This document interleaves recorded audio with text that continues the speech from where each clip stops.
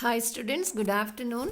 So in this video today we are going to see the figures of speech in the poem Ulysses. Okay, so we have already seen the summary of the poem Ulysses in the last two videos. So today we are going to see about the figures of speech. Okay, so already in the intro we have seen that it is a blank verse, that is it will not contain a regular rhythmic pattern, and so it will not have the rhyming words. Okay, so it is a blank verse poem. We have seen it already here. See, it is a blank verse poem, it will not have regular rhythm or regular rhyming words, so that we won't have any rhyming words in this poem. So apart from that, let us see the remaining figures of speech. Okay, so let us see by stanza. Okay, so that it won't be confusing. So definitely you have to take note of everything, all the figures of speech. You have to write it and submit. So take note of all the figures of speech along with the explanation for the new figures of speech which we are going to learn. Okay, so now let us see the first stanza. So it little profits that an idle king by the still hearth among these barren crags matched with an aged wife, I meet and dole unequal laws unto a savage race. So what is the figures of speech? What is the figure of speech that we can see in the first stanza is, so listen here, matched with an aged wife. Okay, so here matched and aged are rhyming. So already we have seen, what are the rhyming words, what is the rhyme scheme. So rhyming words will be found only in the last ending lines of the poem. Okay, but here you can see the rhyming words matched and aged. So this figure of speech is called as internal rhyme. Okay, so it is internal rhyme. Understand? So what is mean by internal rhyme is when you find the rhyming words, okay, when you find the rhyming words within the line, within a single line. Okay, when you find the rhyming words within the line, it is called as internal rhyme. Internal rhyming or internal rhyming words or internal rhyme. This is called as internal rhyme. So what are the internal rhyming words here? Matched and aged. So these are the internal rhyming words. It is called as internal rhyme. Right. So the figure of speech in this stanza is matched and aged. We can call it as a internal rhyming words. Okay, so that is the figure of speech in the first stanza. So let us go for the second stanza. So what is the second stanza? That hoard and sleep and feed and know not me. I cannot rest from travel. I will drink life to the lees. All times I have enjoyed greatly, have suffered greatly, both with those that loved me and alone. Okay. So here in the second stanza, what is the rhyming, what is the figure of speeches? That hoard and sleep and feed and know not me. Okay, so the figure of speech in this line is called as imagery. What is it? The figure of speech in this line is called as imagery. So, what is mean by imagery? Okay, I think you have already learnt about this. So, let me explain you once again. So, what is mean by imagery is the words will create pictures in our mind. Okay, so when we are reading those line or those words, it will create an imagination or it will create a picture in the minds of the readers. Okay suppose நம்ம இப்போ எங்கேயாவது ஒரு போகாத ஒரு ஒரு ஒரு tourist spot ஒரு picnic ஸ்பாட்டுக்கு போகிறோன்னு பிளான் பண்ணுறோன்னா ஓகே என்ன பண்ணுவோம், there will be an imagination in our mind. So அங்கே இப்படி இருக்கும் அப்படி இருக்கும், like that will be having an imagination in our mind இல்லையா. So like that, so when you are reading that words, it will create a picture, it will create an image in your mind. That's why it is called as imagery. Okay, so here what is it? That hoard and sleep and feed and know not me. Okay, so இங்கே யார் சொல்லியிருக்காரு, Ulysses is talking about the people in his kingdom. So அவங்கள என்ன பண்ணுறாங்கன்னு சொல்லியிருக்காரு, they simply eat and sleep. Okay, அவங்களுக்கு கொடுக்குற ஃபுட்டை சாப்பிட்டுட்டு சும்மாவே தூங்கி அவங்களோட டைமை வேஸ்ட் பண்ணிகிட்ருக்காங்க. அவங்களுக்கு அவங்களோட கிங்கை பற்றி கூட அவரோட எதுவுமே தெரியாது. Okay, so like that who is telling, Ulysses is telling his people. Horde means here people, his people in his kingdom. Okay, so இந்த லைன் படிக்கும் போதே, so they simply eat and sleep. கொடுக்குற சாப்பாடை வாங்கி சாப்பிட்டுட்டு they are simply sleeping. Okay, we can understand, we can imagine how those people will be. Okay, so that's why the figure of speech in this line is imagery. Okay, and next one, life to the lees. I will drink life to the lees. Okay, so already I have explained you. So what is the meaning of this line is, I will live the life to the fullest. Okay, இந்த லைஃப்பை நான் ஃபுல்லாக வாழ போகிறேன். I will live the life to the fullest. I am going to perform many adventure. I am going to travel a lot distance. Okay, that is the meaning of I will drink life to the lees. Okay, so here also the figure of speech is imagery. So by reading this also we can imagine how much he is interested in traveling and how he is going to live his full life. Okay, so again the figure of speech is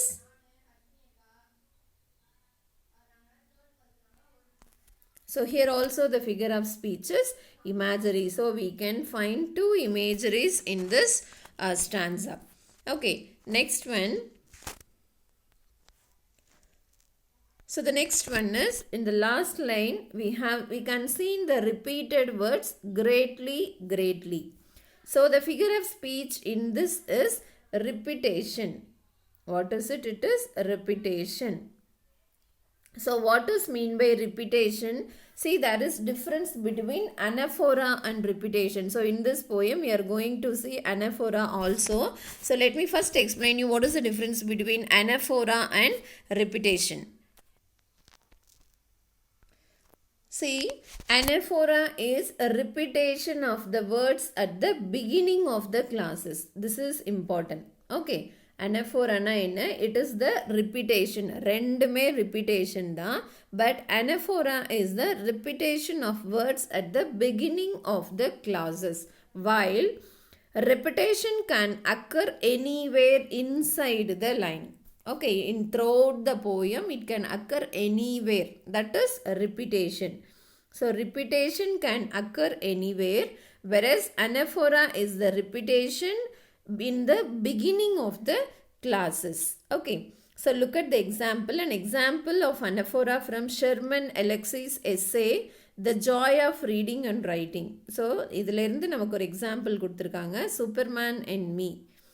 Okay, so what is the example is, I refused to fail, I was smart, I was arrogant, I was lucky, I read books late into the night. So இதில் எங்க இருக்கு, repetition is in the beginning. I was arrogant, I was lucky, I was smart, I was arrogant, I was lucky. So it is anaphora. Whereas see the repetition. An example of repetition from one of Edgar Allan Poe's poem is, Edgar Allan Poe is the name of the poet. Okay, so Edgar Allan Poe's poem is, how the danger sinks and swells, how the danger sinks and swells by the sinking or the swelling in the anger of the bells,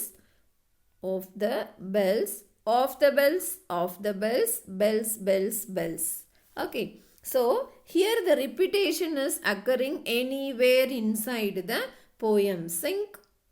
Sinking, swells, swelling of the bells. Okay, so it is occurring anywhere, whereas in the anaphora it is occurring in the beginning. Okay, so this is the difference between repetition and anaphora. So here we can see the repetition of the word greatly. It is occurring somewhere inside the line itself. It is not in the beginning. So the figure of speech here is repetition. So we can see three figures of speech: imagery, and repetition in the second stanza. Okay. Next, third stanza. That loved me and alone on shore, and when through scudding drifts the rainy heights vexed the dim sea, I am become a name for always a roaming with a hungry heart. So what are all the figures of speech here is through scudding drifts the rainy heights. Okay, so here what is the meaning that we have? I've seen already. So through scudding drifts. So scudding means moving rapidly, very fastly. Heights means a group of stars. Okay, through scudding drifts the rainy heights vexed the dim sea. So here vexed means upsetting. Okay, upsetting the dim sea. So can we upset the dim sea வந்து upset ஆகுமா? No, only human beings can become upset. So the figure of speech is, what is the figure of speech here? Can you identify? Yes, it is personification. Okay, so C க்கு upset ஆகிற human quality இருக்க மாதிரி சொல்லியிருக்கிறதுனால it is personification. Okay, through scudding drifts the rainy heights. Okay, so here the figure of speech is personification. Okay, and the next one, for always roaming with a hungry heart. For always roaming with a hungry heart. So here the figure of speech is metaphor. So what is metaphor? It is an indirect comparison, and simile is a direct comparison. So simile the comparative words like and as will be given openly. But in the metaphor, the comparative words will not be given. That's why it is called as indirect comparison. So for always roaming with a hungry heart. Okay. So what is compared here? Who has a hungry heart? Ulysses. His heart is always hungry because of the thirst for adventure. So here roaming. Who will roam? Only animals will roam. இல்லையா? பசியில் அதுதான் அங்கேயும் இங்கேயும் அலையும் இல்லையா? So roaming அப்படிங்கிற வேர்டே actually it should mean the அனிமல்ஸ்க்கு தான் நம்ம இந்த ரோமிங் அப்படிங்கிற வேர்டை நம்ம சொல்லுவோம், not for the human beings. But informal ஸ்பீச்சில் we are using it for referring the human beings also. Okay, so animals roam பண்ணுற மாதிரி who is roaming? Ulysses is roaming with a hungry heart for adventure. So with whom compared with the roaming of animals. That's why the figure of speech. So an indirect comparison is made here. That's why the figure of speech here is metaphor. So here we can see personification, and here we can see metaphor in the third stanza. Can you understand? So let us go for the next stanza. So here fourth stanza. So the figure of speech in the fourth stanza is, see, look at the last line in the fourth stanza. And drunk delight of battle with my peers. Okay, peers means the co-travelers who had traveled along with him or sailed along with him. They are called as peers here. Peer group in சொல்லுவோம் இல்லையா? So they are called as peers here. And drunk delight of a battle. Okay, so drunk delight of the battle. So எப்படி அவர் ஹாப்பியாக feel பண்ணார் அப்படின்னா, as he had drunken the happiness of winning in the battle. Okay, so an indirect comparison is made here. So the figure of speech here is metaphor. Okay, let us go for the next stanza, that is fifth stanza. Far on the ringing plains of windy Troy. So here you can see a line. Yet all experience is an arc. Okay, so experience is compared to the arc, but the comparative words as and like are not given, right? So here the figure of speech is not simile, instead it is a metaphor, because a comparison experience is like an arc. Experience is compared to the arc. Okay, so the figure of speech in this stanza is metaphor. Okay, let us go for the 6th stanza. Forever and forever, when I move, how dull it is to pass to make an end, to rust unburnished, not to shine in use. Okay, so here, to rust unburnished, not to shine in use. So what is the figure of speech? So what is the meaning of this line? Okay, so as how the metals will get rust if we are not using it, his strength is also getting wasted. Okay, so his strength is compared to the metals.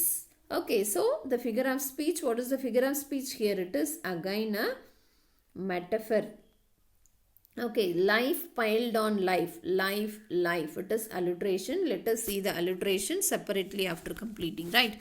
So come for the next stanza, that is 7th stanza.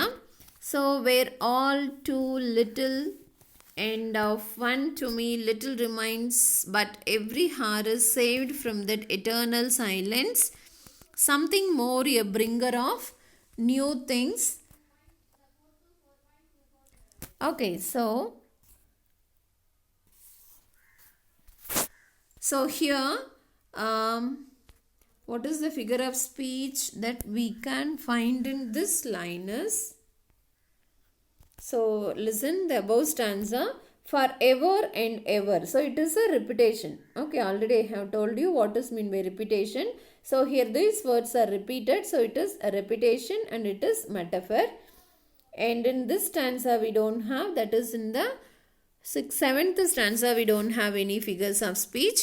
And in the 8th stanza, there is a famous figure of speech here which will be often asked. It is very simple. You know all very well. To follow knowledge like a sinking star.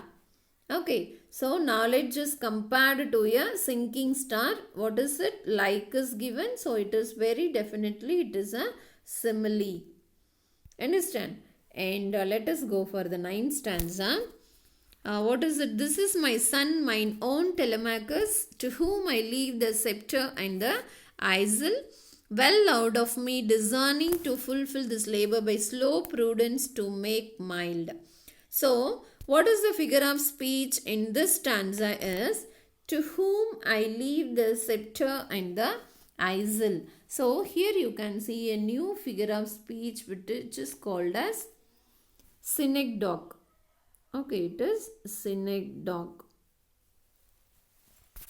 So, what is meant by synecdoche? Let me explain you. So, look at this. Let me explain you what is meant by synecdoche. So, in synecdoche, a part is used to designate the whole or the whole to designate a part. Okay, see, first let me explain you the example. Look at the examples. Give us this day our daily bread. Give us this day our daily bread. He has many mouths to feed. Listen, in a meaning இது, give us this day our daily bread. So, இங்க breadன்னு எதை சொல்லியிருக்காங்க அப்படின்னா, ஃபுட்டை தான் breadன்னு mention பண்ணியிருக்காங்க. Okay, so ஃபுட்டுங்கிறது சீங்க டெசிக்னேட் த ஹோல். ஃபுட்டுங்கிறது ஹோல் திங். எதை வேணும்னாலும் நம்ம ஃபுட்டுன்னு சொல்லலாம். ஓகே, idli, chutney, chapati, rice varieties, non-veg, veg, everything we can call as junk food, fast food, healthy food, everything we can call as food. But இங்கே என்ன சொல்லியிருக்காங்க, அதில் ஒரு பார்ட்டை சொல்லியிருக்காங்க. What part? Bread. Okay, food கொடுங்கன்னு கேட்குறதுக்கு தான் அவங்க என்ன கேட்குறாங்க, ஹோலாக கேட்காம just give us this day our daily bread. Okay, ஏதாவது ஃபுட், அது பிரெட்டாக இருக்கலாம், எதுவாக வேணாலும் இருக்கலாம். ஸோ தே ஹாவ் அந்த ஹோலில் இருந்து ஒரு பார்ட்டை கேட்டிருக்காங்க. Okay, so he has many mouths to feed. எல்லாருக்குமே there will be only single mouth to feed. இல்லையா? ஸோ இங்கே ஹோலை ரெப்ரசன்ட் பண்ணியிருக்காங்க, இங்கே ஃபுட்டு தான் ஹோல், அதில் ஒரு பார்ட்டை ரெப்ரசன்ட் பண்ணியிருக்காங்க. ஸோ இதுக்கு பேர் தான் என்னது? Synecdoche. A part is used to designate the whole. அது எதுக்கு example? First one example. Or the whole to designate a part. அதுக்கு என்ன example? Second one example. So this is called as synecdoche. So ஒரு ஹோல்லேருந்து ஒரு பார்ட்டை mention பண்ணுறதும் R ஒரு பார்ட்டை சொல்லி ஹோலாக மென்ஷன் பண்ணுறதும் that is called as synecdoche. Okay. So here to whom I leave the scepter and the easel. So இங்கே என்ன பண்ணுறாங்க இந்த ஸ்டான்ஸால? What is happening? Actually Telemachus is handing over all the Ulysses is handing over all the responsibilities to his son Telemachus as he is deciding to go for adventure. Okay. So என்ன சொல்லணும்? He had handed over the kingdom அப்படின்னு சொல்லிட்டா முடிஞ்சு போச்சு. He had handed over everything to his son Telemachus. But instead என்ன சொல்கிறாங்க? to whom I leave the scepter and the easel. அப்படின்னா செப்டர்னா என்னன்னு சொன்னோம்.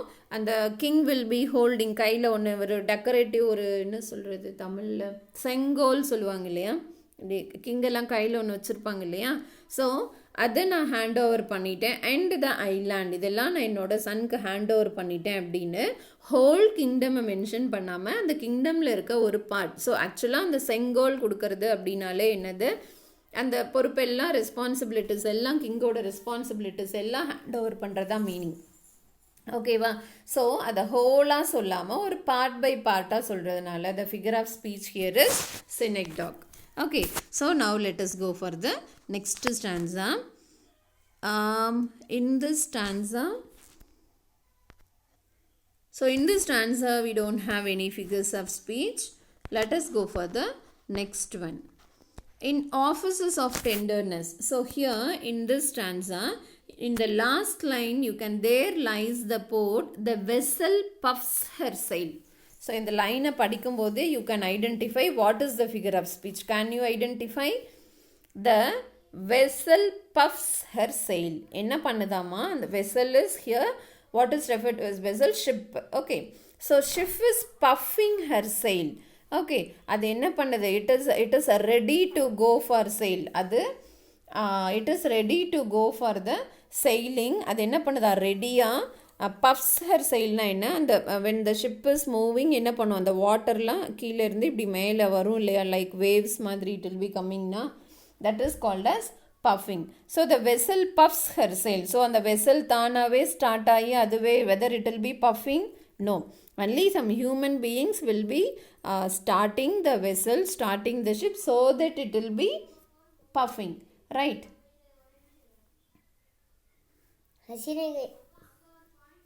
Silent Prani. So that it will be getting ready to sail in the sea. Okay. So here it is the human quality. The ship is said to have some human quality. Okay. That's why the figure of speech here is, what is the figure of speech? It is personification.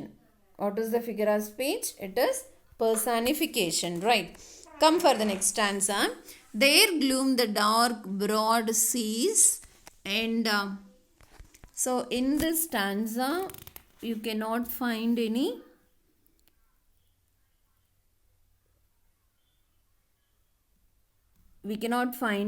figures of speech in this stanza. Let us come for the next stanza. So what is the next stanza? Free hearts, free hearts, free foreheads, you and I are old. Old age has it his honor and his toil. Death closes all. So here, what is the figure of speech again? Old age has it his honor and his toil. Okay. So here what is said? The old age is having its respect, its own respect, and its hard work. Okay. So இங்கே old age-க்குன்னு எதுவும் இருக்காது. Only the old aged human being will get the honor. இல்லையா? So volt ஏஜோ young ஏஜோ அதுக்குன்னு எந்த qualities, human qualities இருக்காது. Instead, who will have those qualities? Only the old aged person will have that qualities. So, இங்க old age has its honor and his toil அப்படின்னு சொல்லியிருக்கிறதுனால, what is the figure of speech here again? It is personification. So, there are many personifications in this poem. Death closes all. Whether death will close everything? No, only the dead human beings. Only along with the dead human beings everything gets ended இல்லையா? So here again the figure of speech for death closes all is personification. Okay, let us go for the next stanza. So what is the next stanza? Not unbecoming men that straw with gods. Okay, so here again we can find personification. Can you identify the lines? The lights begin.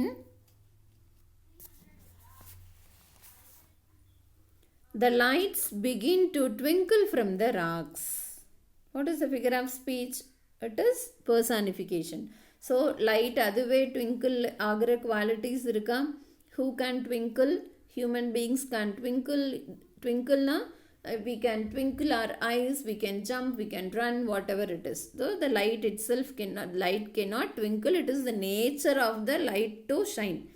Shine ஆகிறதுங்கிறது லைட்டோட nature. அது twinkle பண்ண முடியாது, பிரைட்டாக எரிய முடியாது, அதுவே தானாக டல்லாக எரிய முடியாது. Nothing it can do of its own.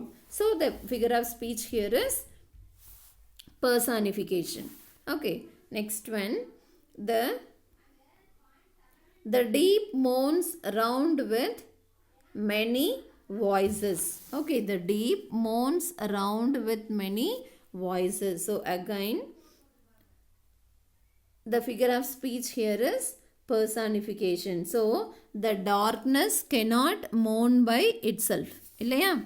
So the darkness will not moan by itself. So again the figure of speech is personification. So there are two personification in this stanza. Next one is, so in the next stanza we cannot find any figures of speech. So come to the next stanza. So here we are going to see a new figure of speech, that is allusion. Okay. So here it may be we shall touch the happy isles and see the great Achilles. So the figure of speech in these two lines are allusion. What is it? It is allusion. Okay. Let me explain you. See, what is allusion is, it is the indirect reference to a person, place or thing. Okay, indirect reference to a person, place or thing. So look at the example. Don't act like a Romeo in front of her. So Romeo மாதிரி scene போடாத அப்படின்னு சொல்லுவோம் இல்லையா? So who is Romeo? Romeo is a character in the Shakespearean play. Romeo Juliet play la Romeo is the character, Juliet is his lover இல்லையா?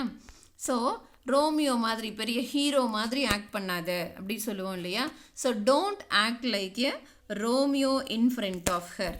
Okay, so actually அவன் Romeo கிடையாது, அவன் ஜூலியட்டும் கிடையாது.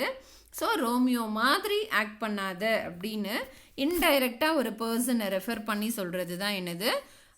allusion. Okay, now so here how it is an allusion is, see, it may be we shall touch the happy isles. So happy isles na enna paathom? So what is the meaning of happy isles? It is a fortunate island situated in the Atlantic Ocean in the Greek mythology. Greek mythology la adu oru fortunate island. Okay, so அதை கூட நாங்கள் போய் maybe touch பண்ணிவிடுவோம் அப்படின்னு Ulysses who is telling? Ulysses is telling. Okay, அதே மாதிரி second last லைனில் and see the great Achilles. So Achilles is the greatest Greek warrior in the Greek mythology that I have explained you already. Okay, and அவரை கூட நாங்கள் போய் பார்த்துடலாம் அப்படின்னு. So they are referring to some indirect பர்சனை மட்டும் refer பண்ணுறது கிடையாது. allusion is the reference to a indirect person, place, thing or event, whatever it is. Okay, So, this place, it is person. Okay, so that's why the figure of speech here is allusion. So, allusion is the indirect reference to a person, place or thing. Okay. Now come to the last stanza. So, what is the figure of speech in the last stanza is, what are all the figures of speech here? So, one more thing. So, here we can see in this stanza, it may be, it may be. So, what is the figure of speech here? It is anaphora. So, what is anaphora? Anaphora is the repetition of the words or phrases in the beginning of the clauses. Beginning la repeat ஆகிறது. Anaphora எங்க வேணாலும் repeat ஆகிறது. Repetition பார்த்தோம் இல்லையா? So, it may be, it is repeated in the beginning. So, the figure of speech is anaphora. Okay, next last stanza. So, what is it?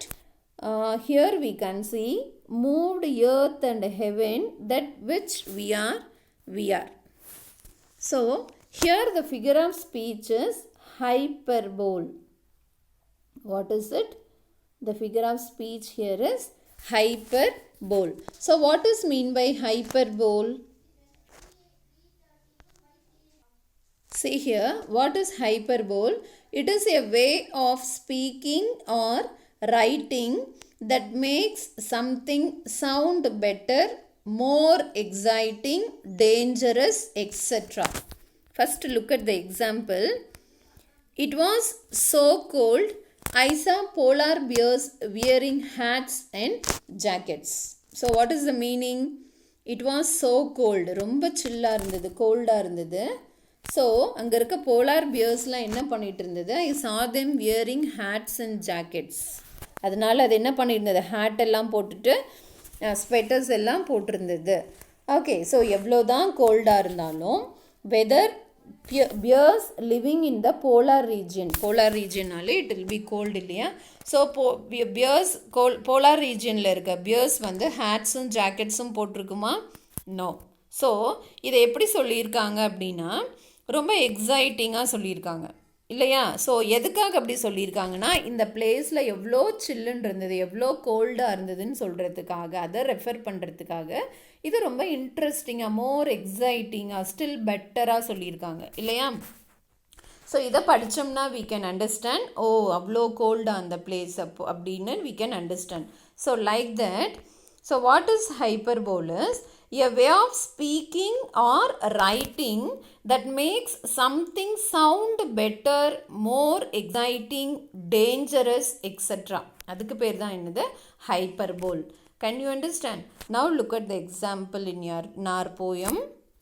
So here, moved earth and heaven, that which we are. So here what? That moved earth and heaven. So, we are not now that strength which in olden days. So, olden people had much strength. எப்படி அவங்களுக்கு strength இருந்ததுன்னா, the strength moved the earth and the heaven. எர்த்தையும் ஹெவனையும் புரட்டி போடுற அளவுக்கு, move பண்ணுற அளவுக்கு, அடித்து தூள் பண்ணுற அளவுக்கு அவங்களுக்கு ஸ்ட்ரென்த் இருந்தது. ஓகே, ஸோ இதை எப்படி சொல்லியிருக்காங்க? ரொம்ப இன்ட்ரெஸ்டிங்காக, ரொம்ப எக்ஸைட்டிங்காக சொல்லியிருக்காங்க. ஸோ ஸ்ட்ரென்தண்டாக இருந்திருக்கலாம், பட் அதை எர்த்தையே ஹெவனையும் மூவ் பண்ணுற அளவுக்கு ஸ்ட்ரென்தண்டா அப்படின்னு அதை ரொம்ப பெட்டராக, இன்னும் ஸ்டில் பெட்டராக்கி சொல்லியிருக்காங்க இல்லையா? That's why it is called as hyperbole. So அதை பெட்டராக சொல்லலாம், எக்ஸைட்டிங்காக சொல்லலாம், ரொம்ப சர்ப்ரைசிங்காக சொல்லலாம், ரொம்ப டேஞ்சரஸாக சொல்லலாம். ஸோ இந்த மாதிரி எப்படி சொன்னாலுமே it is called as hyperbole. So the figure of speech here is hyperbole. Can you understand? So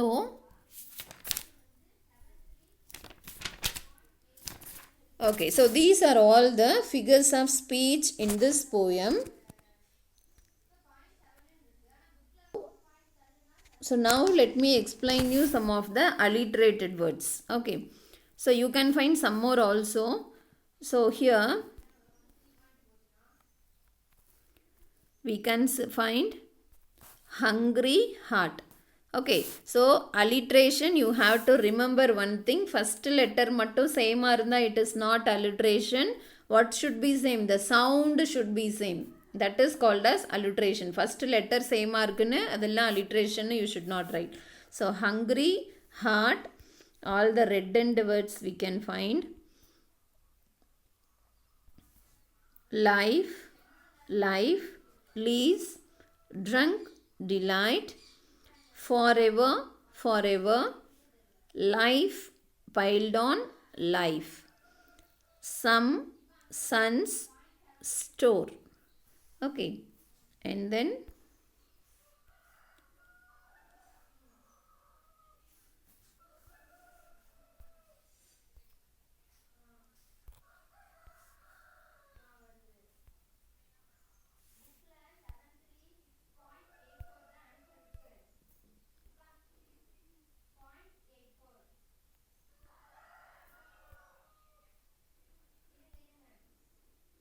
see here, free hearts, free foreheads, free,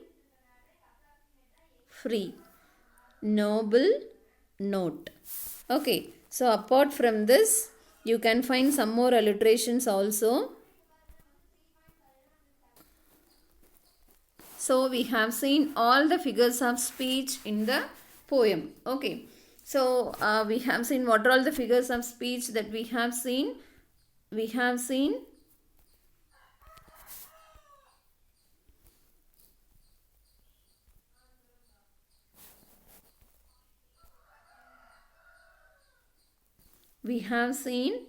imagery, personification, metaphor, allusion, hyperbole, simile, synecdoche, alliteration, and then what else we have seen? We have seen anaphora, and we have seen repetition. Okay, so we have seen many figures of speech in this poem. So make note of everything. Write all the figures of speech. Take note of everything. So in the first stanza, we have seen internal rhyme. I have missed it. We have seen internal rhyme. Second stanza has imagery, repetition. Third stanza has personification and metaphor. In the next fourth stanza, we have metaphor. In the fifth stanza, metaphor. Sixth stanza also we can find metaphor and alliteration. Seventh stanza we didn't find any, and eighth stanza we have seen simile.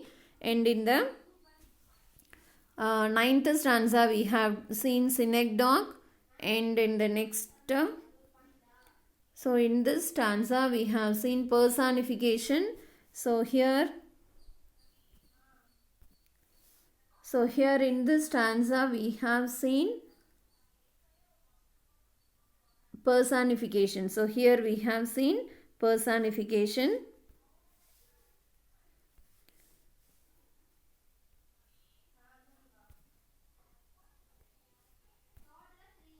So in this stanza also we have seen personification, and